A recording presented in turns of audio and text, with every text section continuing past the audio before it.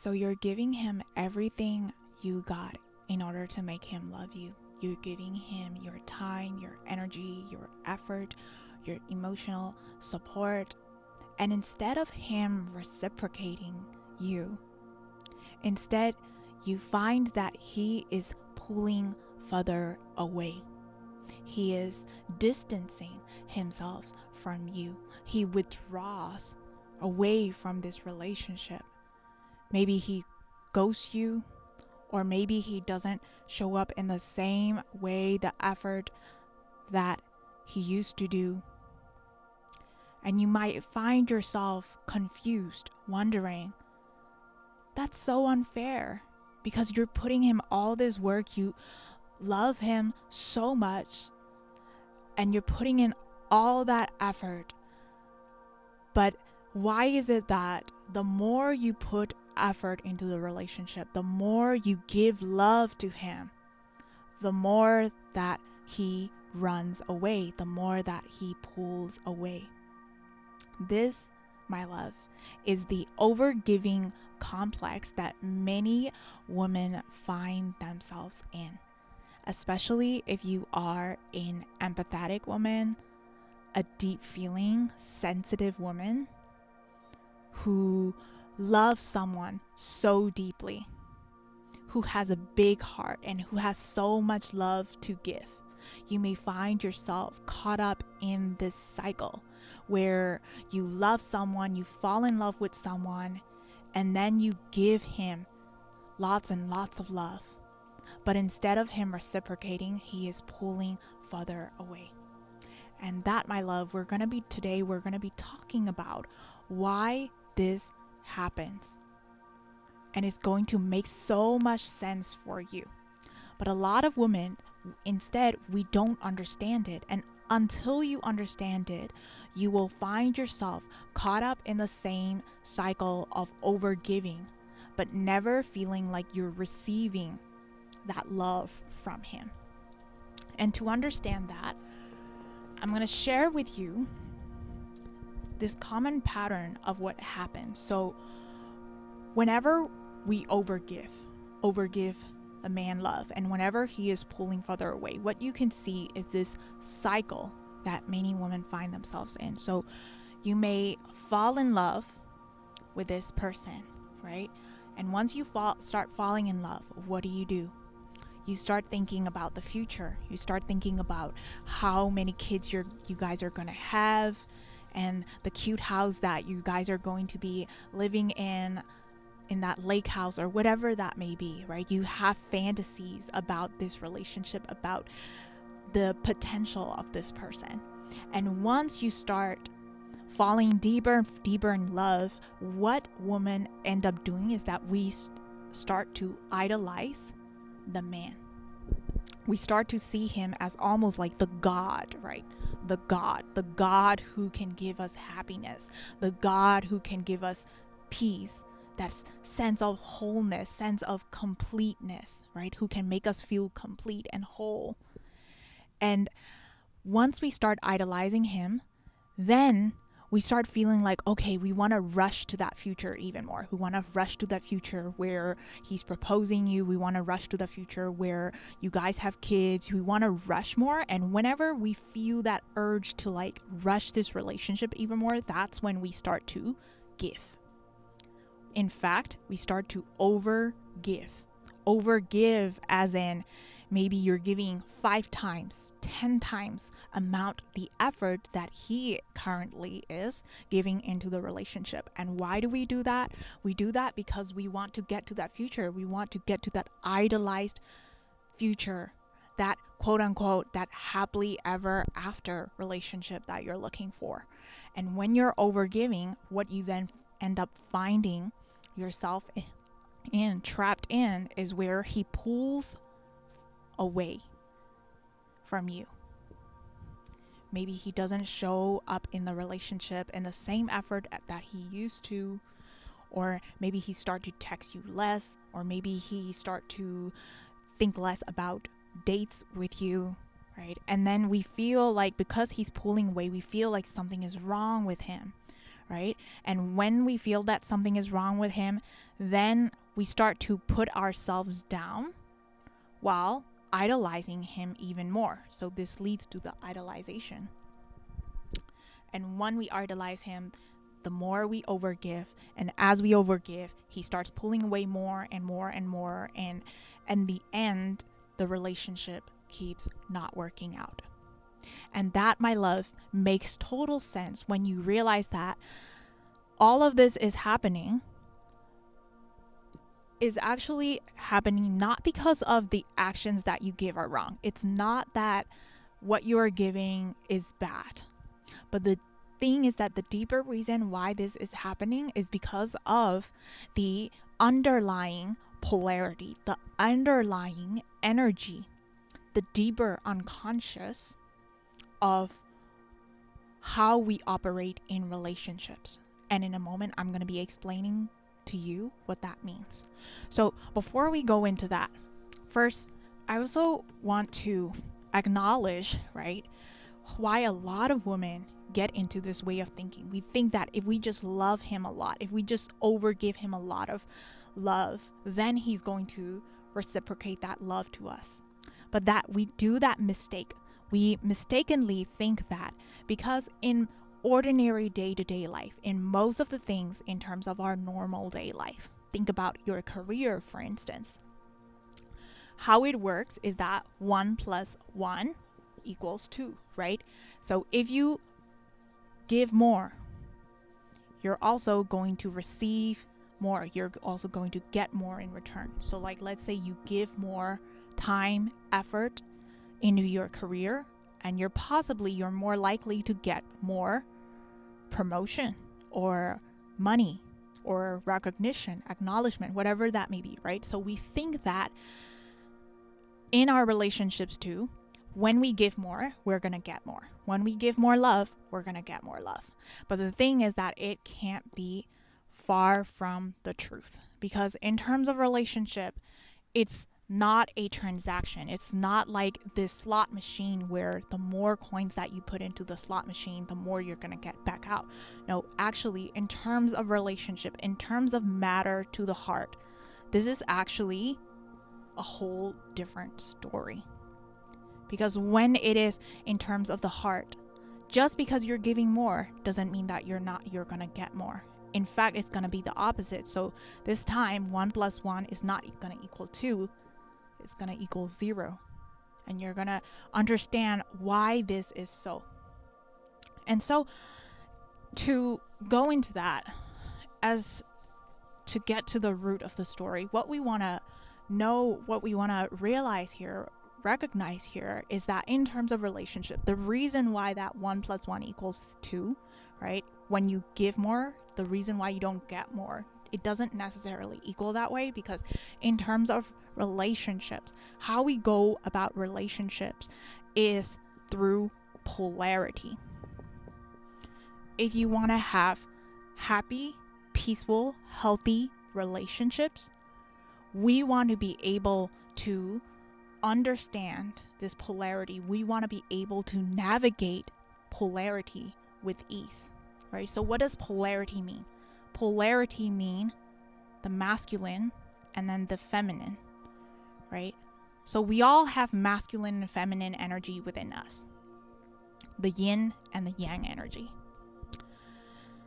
And the same way, in terms of our relationships, whenever we are dating, in romantic relationship, in friendships, in any sort of relationships, we operate in terms of polarity. One person is a little more, at least a little more masculine than the other person, right? The other person is a little more masculine, which allows the other person to also be feminine. And it's like we're in this dance. Relationships are a dance. Relationships are a dance of polarity, right? And in order for attraction to happen, and in order for love to happen, right, connection to happen, in order for all these things in a relationship, for a relationship to blossom, we need to have one person to be at least a little bit more in the masculine, and then the other person to be a little bit more in the feminine, right? In order for this relationship to work, this polarity needs to be healthily be taking place. But what ends up happening is that, let's say, for instance, both people in a relationship are masculine. So I'm going to put masculine as positive, right? Positive charge. So to positive, what ends up happening is that you may find yourself in a relationship, for instance, two people are trying to lead, right?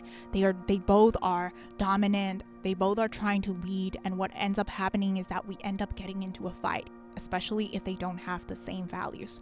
So we end up, the relationship does not end up working out when both of them are in the masculine. And the same way, when both of the people in the relationship are in the feminine, then there's not going to be an attraction, because both of them are leaning back, both of them are waiting for the other person to start the thing, right?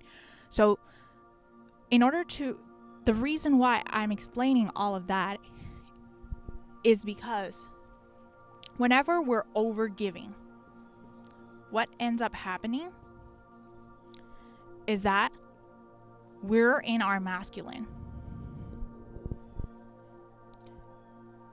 And that makes him be in his feminine.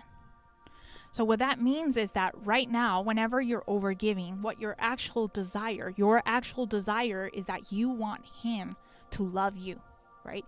You want him to show up for you. You want him to lead you.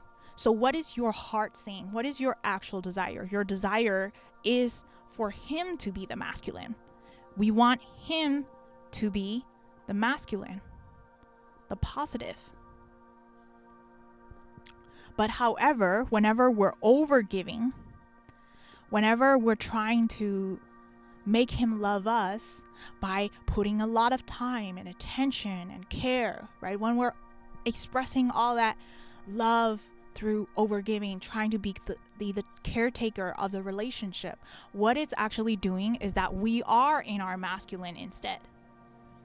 And as I mentioned, whenever one person is in a masculine, it's actually harder for the other person to be in a masculine too, right? Just like how when there are two positive charges, like in an electric current, they're going to be repelling each other.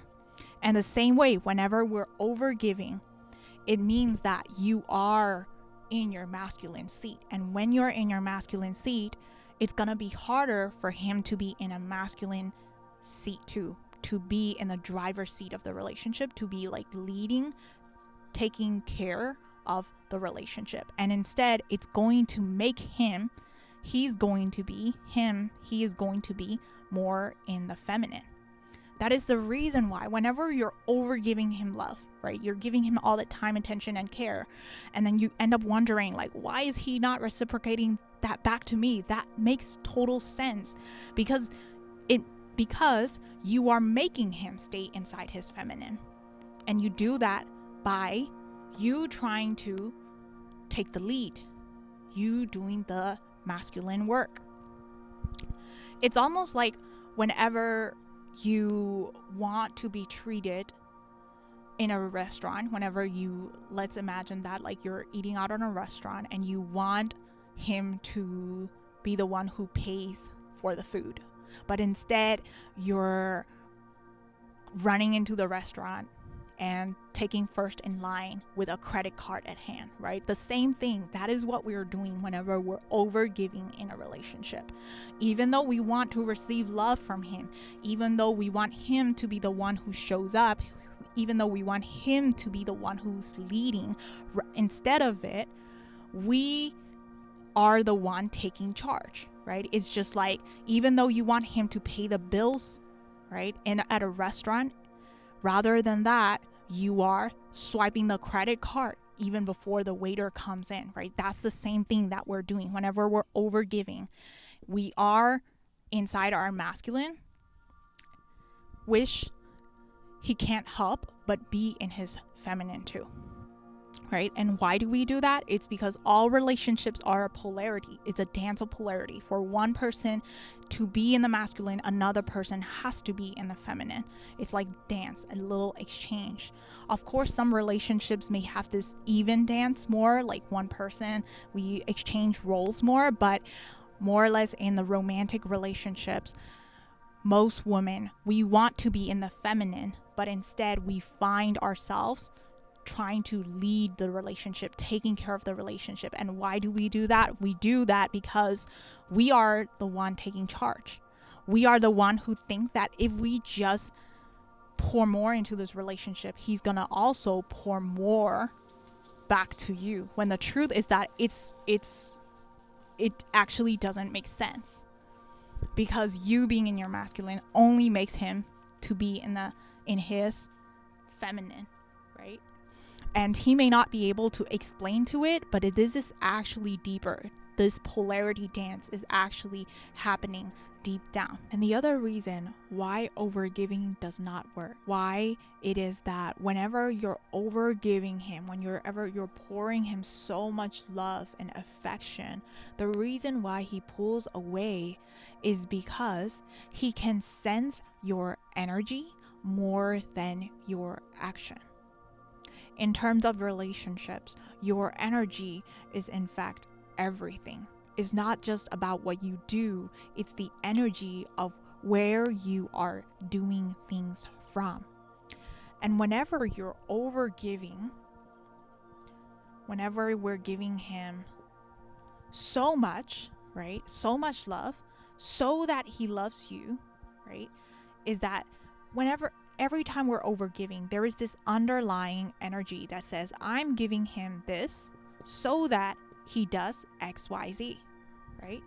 For instance, you may think, I'm showing up more for our dates so that he sees me as the future wife material.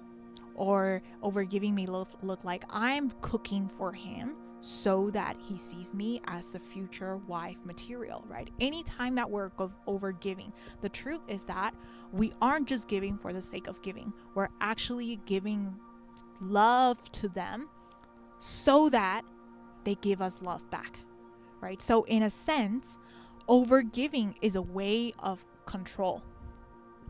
It's the mind trying to control the relationship. It's the mind trying to control where this relationship goes or how fast this relationship goes, right? And the thing is that anytime that we're overgiving, because it's coming from the sense of this agenda, sense of like, so that I get XYZ, because it's coming from a sense of control, the thing is that he can sense your control. And what happens, think about what happens when someone is controlling you. You end up being repelled from them, right? You end up walking away from these people. Think about it. Maybe a boss who is micromanaging you and controlling your every move. What do you then end up doing? You end up feeling resentful about that boss, right? You end up feeling his energy. You don't want to come to work because of that. The same way in the relationship, whenever you're overgiving, he's not actually sensing the love underneath it, because deep down, overgiving is coming from the place of control, place of wanting more of his love, needing more of his love. And whenever someone is trying to control you, it is intuitive, right? It is natural that we want to walk away, whomever that would be. So he may not be consciously be able to explain that, right? He may think that you're all sweet and you're all cute, but deep down there is a part of you that cannot help but not walk away, cannot help but pull away. And why does that part of him do that? He does it because he can sense this unconscious, right? This deeper part of his psyche can sense the control that we're coming from. And many women, especially the empathetic one, we use our heart, right? We use our actions as a way to, in order for people to think good about us, we display the good characteristics of us so that people think kindly about us, right? And the same way in our relationship, we are using our heart, we're using our action, right? We're using overgiving as a way to earn more of his love. And the thing is, the more that you try to overgive, the more you will only end up exerting control, which makes him feel more repelled to it. In the same way, like, this is the reason why some guys, like, they kind of know it, because anytime they were young, right? Anytime we're young, maybe you've even experienced it, where like your parents are trying to control you, right? And how do they control you? They try to control you by overpouring in things into you so much, right? Maybe giving you so much resources so that you become the person, you become the daughter, the son that looks like them, that acts like them, that succeeds in the world like them, right? They control you, they give things to you, not from a place of wholeness, but from a place of needing to control things. And the reason why he pulls away is, my love, is that it's not just about what you're giving. It's not because you're not kind enough, but the thing is that it's not about what you do, it's about the energy that you're coming from.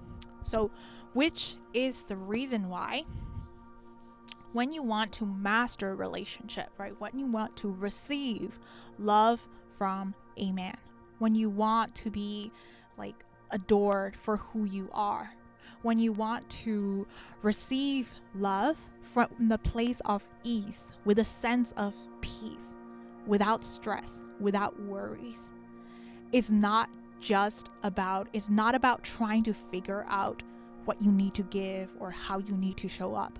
But the truth is, it's about understanding this deeper dynamic that in a relationship, it's about polarity. It's not about what you do, it's about the energy that you're coming from. It's about allowing yourself to be the feminine, right? Which is what your actual desire is, because only when you allow yourself to be the feminine can he also step into his masculine. Because otherwise, when we are overgiving, this is actually blocking him from being the masculine. He cannot be the masculine, right? And so we are blocking him from his deeper soul, the psyche, from individuating into the man that he desires to be. So whenever now, knowing all of this, now you know that whenever you want to receive love, it's not about speaking up more. It's not about trying to control more things. It's not about giving more, but rather seeing the energy, looking back. Where are you operating your action, your thoughts, your words, right? Everything that you do in this relationship, where is this coming from? Is this coming from a place of wholeness, or is this coming from a place of lack? A place where you need to control his love. You need to control him, right? Is it coming from this or that? You want to examine that. And we also want to see whether we are allowing him to step up, so that we are allowing him so that he can step up to be the man that he truly desires, right? And we also want to be able to understand through noticing your energy. You also want to be able to know when to stay, when to walk away. All of these will come naturally when you start to realize your deeper energy. My love, if you're resonating with this video and you want to have more peace and fulfillment in your relationships, book a free intro session to find out the inner shift that your soul is asking you for in order to transform. The link is in the description box below.